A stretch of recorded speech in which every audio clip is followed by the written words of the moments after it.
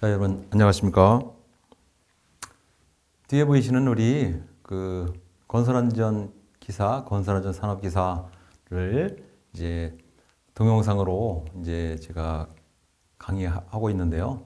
이제 이 시험은 제가 이 시험 과목에 대해 설명을 드리기 전에 제가 먼저 제 소개를 하자면, 저는 이제 삼성전자에 근무했고요. 삼성전자 연구원이었고, 삼성전자도 여러분들이 건설안전 기사나 건설안전 산업 기사를 취득하시면 삼성전자도 입사를 하실 수 있고, 뭐 SK 하이닉스도 들어가실 수 있고, 뭐 현대자동차도 근무할 수가 있고 다 됩니다. 왜 그러냐면 삼성전자가 하나의 일종의 발주자입니다. 발주자가 있고요. 발주자에 공공발주자가 있어요. 공공시설. 이건 뭐냐면 주로 뭐 예를 들면 지하철이나 아니면 기타 지하도 아니면 기타 토목시설물, 뭐 건축물도 있고요. 그래서 공공기관에서 발주하는 것도 있고, 그 다음에 민간 발주가 있어요. 민간 발주인데, 민간은 어디까지가 민간이냐면 제가 이제 좀 전에 설명드렸던 삼성전자도 발주를 하죠. 이제 삼성전자에서 예를 들어서 반도체 라인을 뭐 신설한다 또는 증설한다 하면 삼성전자가 발주자가 되고요. 그다음에 시공사가 삼성물산이다 그러면 발주자 아래 이제 시공사가 있습니다. 시공사가 원청사, 이제 이걸 원청사 이렇게 부를 수 있고요. 원청사이고, 시공사가 다시 도급을 줘요. 도급, 그죠? 이걸 하도급 부르는데 이걸 도급사 이렇게 불러요. 정확한 용어는 하도급사죠. 여기에 이제 도급사가 있습니다. 하도급을 받은 업체가 있는데 뭐 골조도 있고, 뭐 토공사도 있고, 콘크리트도 있고, 뭐 마감도 있고, 뭐 기계설비도 있고 있습니다. 그러면 어떻게 되느냐 하면 발주자가 예를 들어서 여러분들이 삼성전자에 들어갔다. 삼성전자다. 전자공학과 나온 사람만 삼성전자 들어가는 건 아니에요. 여러분들처럼 건설안전기사나 건설안전 산업기사가 있는 분들도 발주자의 안전관리하는 측면으로 이제 입사가 되는 거죠. 하면 물론 연봉 체계는 뭐 같습니다. 연구원이나 기타 등등이나 다 같습니다. 그렇기 때문에 지금 이제 중대재해처벌법을 이제 시행을 하면서 뭐 이제 2022년도부터 시행을 하고 있는데요. 따라서 이렇게 회사에 업종에 관계없이도 들어갈 수 있고, 또는 심지어 신탁사도 들어갈 수 있어요.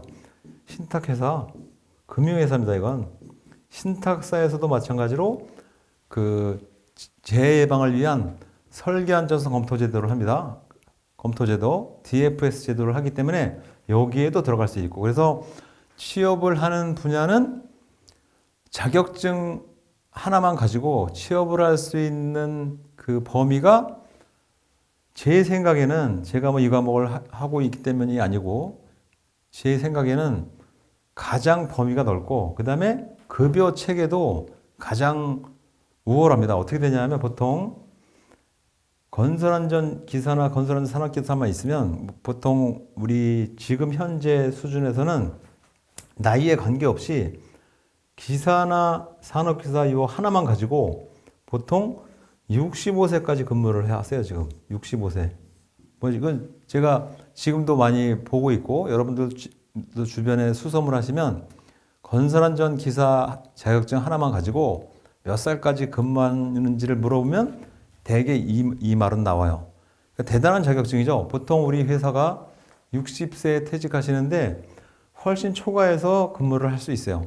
그 다음에 뭐 이제 65세가 넘어도 앞으로는 뭐 다 65세가 넘어도 아직 젊기 때문에 뭐 이후에도 근무를 하실 수 있겠죠. 자기 의향에 따라서. 그런데 이제 장점은 뭐냐면, 장점은 이 자격증만 취득하시면 첫 번째, 과거에 뭐 학교를 어디 나왔든, 뭐 명문대를 나왔던, 난 명문대가 아니든, 아니면 뭐 이 사람이 심지어 대학을 안 나왔든 상관이 없습니다. 전혀 관계가 안 돼요. 자격증만 있으면 지금은 서로 모셔가려는 입장이죠. 그 다음에 예를 들어서 30살에 30세인데 이분이 여러분들 중에 합격을 하셨다. 그러면 뭐 되게 궁금하신 게 연봉이 얼마나 되냐 물어보잖아요. 연봉이 얼마나 되냐 하면 예를 들어 여기 들어가면 이 수준에 맞게 주는 거고, 아니면 예를 들어서 심지어 중소기업에 들어갔다고 봅시다. 중소기업. 예를 들어서 종업원 수 100명에 들어갔다 쳐보세요. 100명. 이렇게만 해도 건설안전기사, 건설안전산업기사를 가지고 자격증 하나만 가지고 보통 연봉을 얼마 받으시냐면, 제가 꾸며서 하는 얘기가 아니고요. 보통 30세 기준으로도 지금 보면 보통 350 이상은 시작을 해요. 다. 연봉 기준으로 대략 4,500부터는 시작을 합니다. 아무리 신입사원도. 그 다음에 보통 이제 경험을 10년 했다. 그러면 예를 들어 40세 초반이에요. 그러면 대략 가장 급여를 흔하게 받는 급여 곡선은 이렇게 그릴 수 있겠죠. 그죠? 급여 곡선에 보통 이게 연봉 체계면 이게 돈이고 이게 근무 연수면 요렇게 되는데요. 나이에 따라서 물론 달라지지만 가장 많은 연봉을 받는 이 급여 체계가 얼마냐면 대략 한 7천 정도 됩니다. 7천. 제가 뭐 없는 말 꾸며내는 것도 아니고요. 40세가 넘어가는 시점에서 보통 못 받아도 7천만 원은 받아요. 이 자격증 달랑 하나만 가지고. 따라서 자격증에 갖고 있는 그 효율성을 보면 당분간 아마 제가 볼 때는 앞으로도 영원하게 대단한 자격증이 될 것은 틀림없습니다. 네, 틀림없어요. 그 다음에 제가 이제 강의를 하는데 여러분들이 보통 어떻게 수업 공부를 하시냐면 기출문제 달달 외워서 보신단 말이에요. 그런데 기출문제도 의미는 있어요. 왜냐하면 기출문제 중심으로 시험을 내긴 하거든요. 그래서 의미는 있는데 기출문제가 말입니다. 예를 들면 아무 지식 없이 기출문제를 보시면 머리에 잘 안 들어갑니다. 이게. 그렇죠? 잘 안 들어가요. 그래서 제가 추천하고 온 데는 이론을 좀 공부하셔야 돼요. 이론을 공부 안 하시고 기출문제만 보면 휘발성이 강해서 이 기억이 오래 지속되지 못합니다. 따라서 제가 이제 강조하고 싶은 얘기는 단순 암기하지 마시고, 우리 이런 말이 있어요. 뭐라고 하냐면,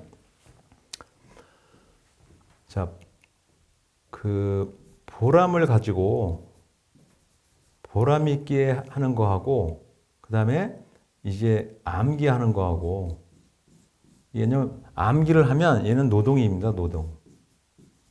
노동이고, 그 다음에 내가 이것을 이제 보람 있게 하려고 하면 어떻게 되면 이해를 하셔야 돼요.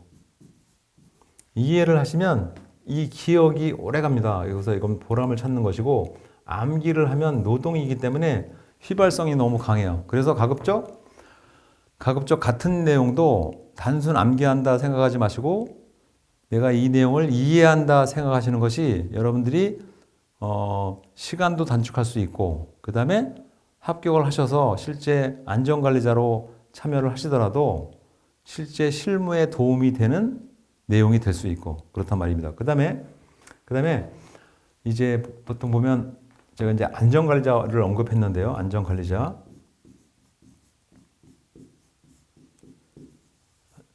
그러면 이 자격증을 취득하면 보통 가장 대부분의 많으신 분들이 안전관리자를 하는 경우가 많죠. 이게 아닐 수도 있어요. 어떻게 되냐면 본사에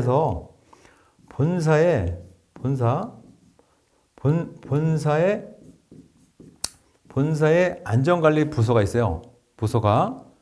부서가 있는데 안전환경보건팀이 있습니다. HSE 이렇게 부르는데요. 본사 안전환경보건팀에서 근무하는 경우도 있고요. 근데 이제 사람에 따라서 본사의 책상에 수많은 사람 앉아있는데 거기서 붙어서 일하는 것보다 나는 건설 현장에서 일하는 게 더 편한 것 같아 이렇게 생각하시는 분도 의외로 많습니다. 사무실에 앉아있다고 항상 좋은 건 아니니까요.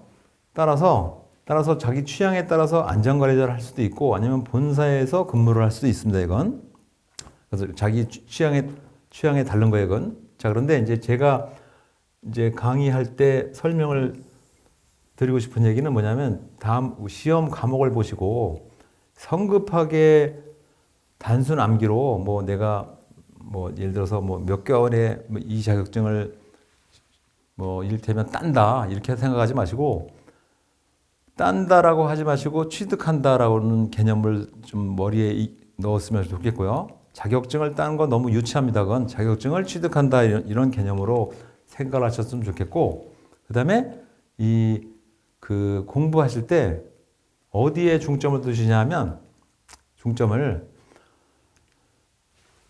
저는 어디에 강조를 하냐면 이제 건설안전 기사부터 설명드리면요. 1번이나 2번이나 3번은 즉 산업안전관리론이나 심리 및 교육, 인간공학 이것은 어떻게 되냐면 교재 뭐 예를 들면 교재를 열심히 보시면 충분히 거의 뭐 이 과목에서 60점 미달은 거의 안 나와요. 어디에서 60점이 안 나오냐면 심지어 40점도 안 나오냐면 여기서 안 나와요.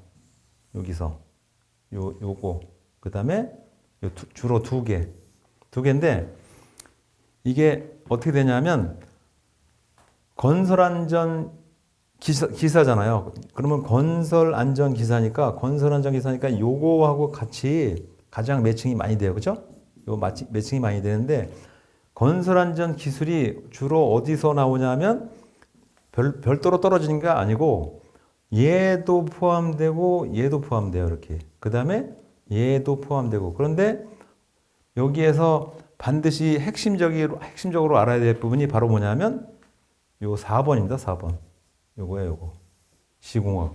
요 내용을 알면 요 내용을 이해하시면 이것도 이해하게 되고요. 그 다음에 얘도 이해하게 되고 6번도 이해하게 되는 거죠. 따라서 초점을 어디다 맞추시냐면 여기에 맞추셔야 됩니다. 시공학에. 제가 다행히도 제가 갖고 있는 자격증 중에 이게 있습니다.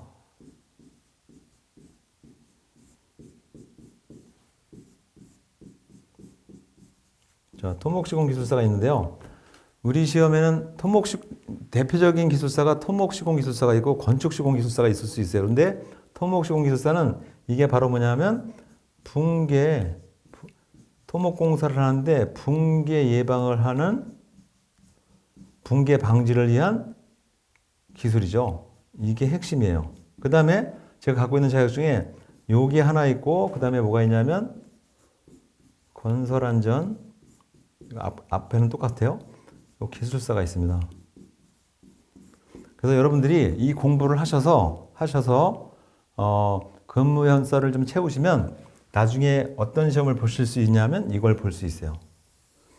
건설안전 기술사를 이 과목이 이제 아직 기사니까요. 기술사를 자세히 설명드리고 싶지는 않습니다만 기술사를 취득하게 되시면 인생 탈바꿈을 할 수 있어요. 그래서 하나의 과정으로 보시고 건설안전 기사를 취득하신 다음에 공부를 부단히 멈추지 마시고 하셔서 기술사를 꼭 도전해 보실 필요가 있어요. 별거 아닙니다. 이것도.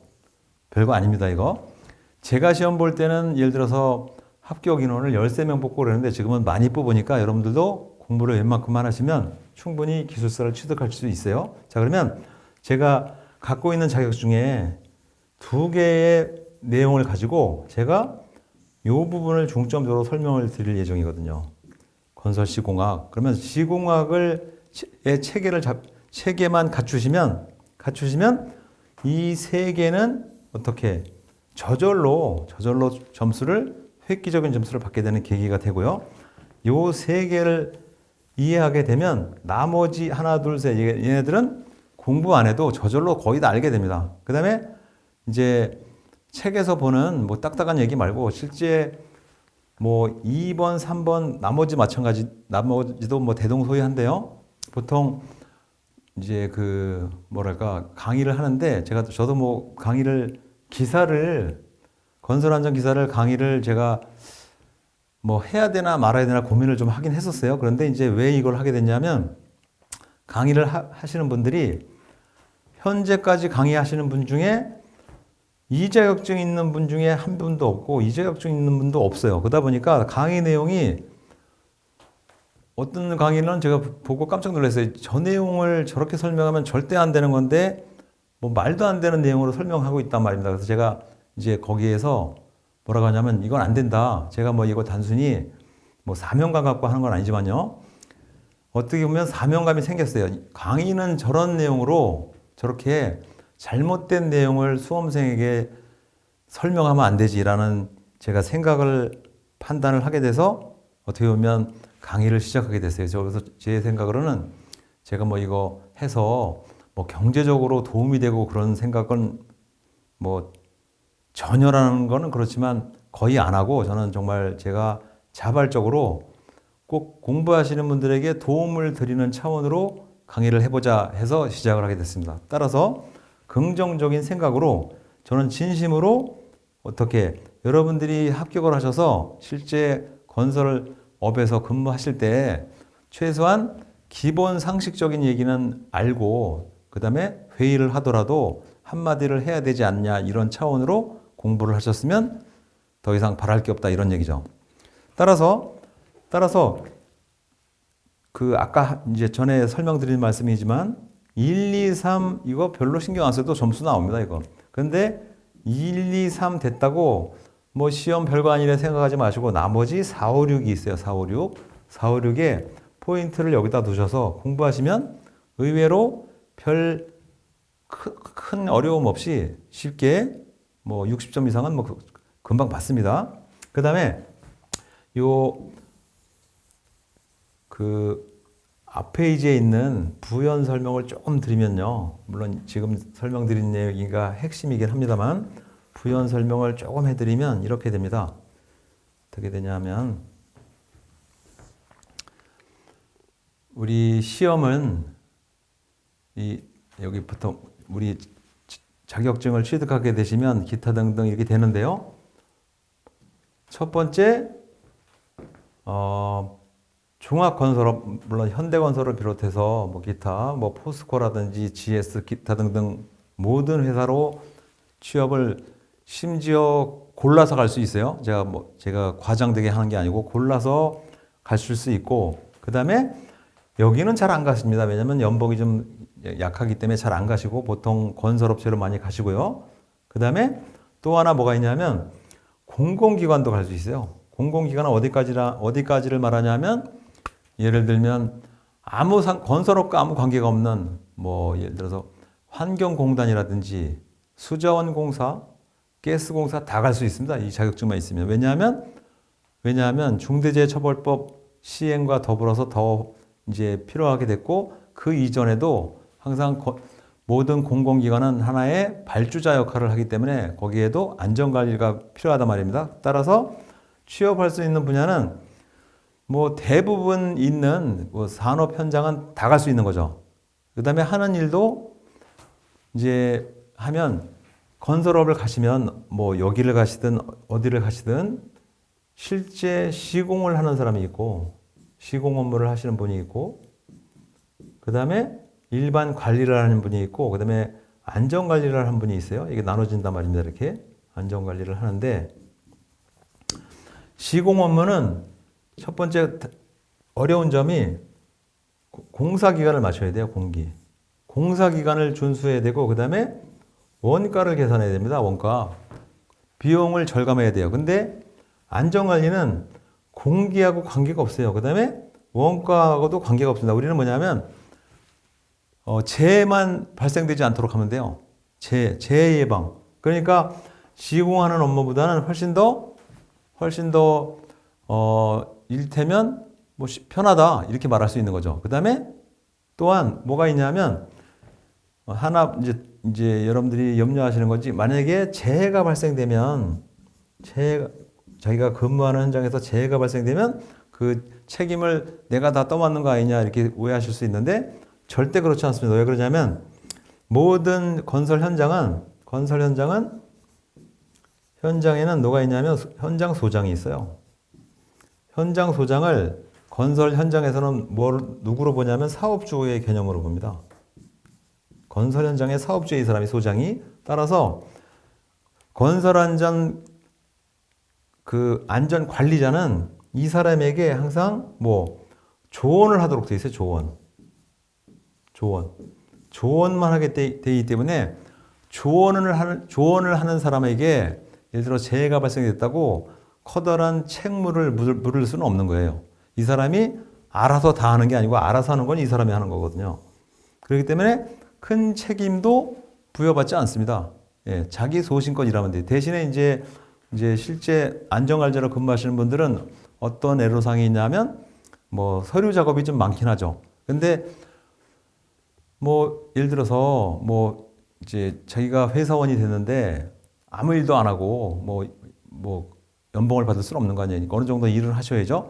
거기에 부합되는 일을 하는데 일하는 내용 대비 연봉은 확실히 높다고 제가 과감히 자신 있게 말할 수 있습니다. 따라서 여러분들이 이 과목에 만약에 관심을 가졌다면 이건 무조건 하는 거예요. 이건 무조건 해서 크게 손해 볼 일은 전혀 없습니다. 그 다음에 이제 의외로 어렵지도 않고요. 제가 가급적 쉽게 설명을 드릴 테니까 쉬운 방법으로 가장 확실한 미래가 보장되는 자격증이다. 이렇게 생각을 하시면 틀림이 없습니다. 그다음에 이제 건설안전 산업기사는 어떻게 되면 한 과목이 없습니다. 뭐가 없냐 하면 뭐가 없어요? 이게 없어요. 요거 그죠? 뭐가 없냐면 다 같아요. 다 같은데 뭐만 다르냐 하면 요거만 달라요. 그죠? 2번. 그런데 저희 수업에는 어떻게 해놨냐면 얘도 같이 넣어놨어요. 왜 그러냐면 요것이 건설하는 기사에 얘가 없지만 얘도 여기에 포함시켜서 같은 시험 문제를 내요. 여기나 포함시켜서 시험을 내기 때문에 건설안전 산업기사를 공부하시는 분도 당연히 얘를 해야 돼요. 얘를 건너뛰고 안 하시면 안 돼요. 얘도 반드시 포함돼서 여기에 포함돼서 나온다 이런 얘기죠. 그래서 강의 내용은 같습니다. 왜 그러냐면 포함돼서 나오기 때문에. 따라서 건설안전 산업기사를 하시는 분도 과목을 6과목 본다 생각하시고 공부하시는 것이 훨씬 더 유리하고 제 내용이 틀림이 없습니다. 그 다음에 필기시험을 합격하시면 실기를 보시는데 실기라고 해서 손에 들고 하는 게 아니고요. 영상 보고 위험한 요인 몇 개 적으세요 하면 적으면 되는 거고 아주 쉽습니다. 그건 제가 이제 의외로 쉬운 방법을 이제 실무할 때는 실기시험 할 때 설명드릴 테니까 일단 여러분들은 필기시험에 무조건 합격하시면 됩니다. 필기시험 합격하시면 실기는 공부 안 해도 제 강의 들으면 공부 안 해도 쉽게 만점 받을 수 있습니다. 따라서 일단 필기시험에 합격할 수 있는 요 3가지 내용에 비중을 두셔서 공부하시라 이 얘기를 제가 강조하고 싶습니다. 그 다음에 저는 강의를 어떻게 하냐면 빨간 줄 해놨어요. 단순 암기 저는 가급적 하지 않고요. 여러분들이 제가 기술사를 통해서 이해를 하고 한 이 내용과 그 다음에 어떻게 하면 창의력을 증진시킬 수 있나. 우리 사람이 지능지수가 있는데요. 지능지수는 한번 측정해서 계속 가는 게 아니고 수시로 올라가기도 하고 다시 내려오기도 합니다. 따라서 여러분들이 창의력이 증진되도록 수업을 가급적 할 테니까요. 다소 수업 내용과 좀 동떨어진 거 아니야 이렇게 생각하셔도 그 내용을 이렇게 넘어가지 마시고 저 얘기를 하는 이유는 분명히 있을 것이다 라는 생각을 가지고 하시면 이해도 잘 되고 그 본인 스스로도 창의력이 증진되는 점을 분명히 느낄 수 있을 것으로 생각되고요. 그 다음에 전체 내용에 저는 이제 필기 내용도 하지만 실기 내용도 이제 부연으로 설명을 드리니까 한 가지 제 강의만 들으면 필기 시험도 무난히 높은 점수를 받고 그 다음에 실기도 정말 높은 점수를 받아서 여러분들이 암기도 별로 안 했는데 수업을 이렇게 재밌게 듣다 보니까 정말 의외로 높은 점수를 받았네라는 사람이 실제 제자분들 중에 많습니다. 정말 재밌게 들었다고. 그 다음에 뭐 예를 들어서 길에서 만나셔도 인사도 하고 하시는데 저는 고맙죠. 그죠? 예, 저는 고맙습니다. 제가 이제 하나의 뭐 사명감이라면 기왕이면 실무 지식을 겸비한 건설안전기사 또는 건설안전산업기사로 여러분들이 태어날 수 있도록 새로운 인생이 시작되는데 정말 보탬이 될 수 있도록 최선을 다할 생각이니까요. 여러분도 제 그 취지를 잘 이해하시고 제 뜻에 따라서 수업을 재미있게 들으시면 분명히 큰 결과가 여러분 앞에 놓여질 것으로 저는 확신합니다. 예. 따라서 제 내용에, 제 수업에 정말 다른 거 하면서 듣지 마시고 가급적이면 집중해서 한 시간을 듣더라도 한 강을 듣더라도 들으시면 분명히 소기의 목적을 단시간 내에 달성할 수 있을 것으로 생각됩니다. 네, 감사합니다.